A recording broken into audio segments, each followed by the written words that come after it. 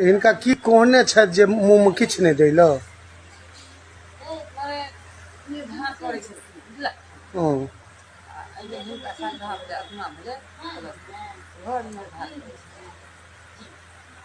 तो आत्मा भेले तो कनी कनी के 10 दिन छै ना, 9 दिन तो मुँह में हाँ बाबा के पूछ लेबनि।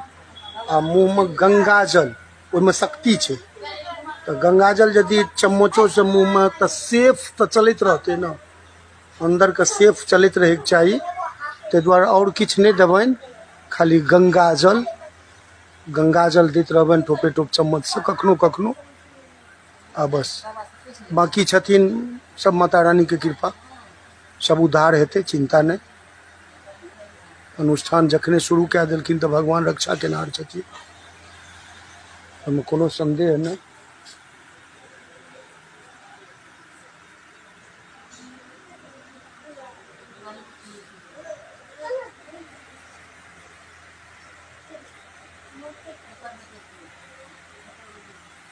बाबू बाबू प्रणाम कए लिया, हुनका प्रणाम करू, हुनका नीक से कनी नीक से। जय हो जय हो।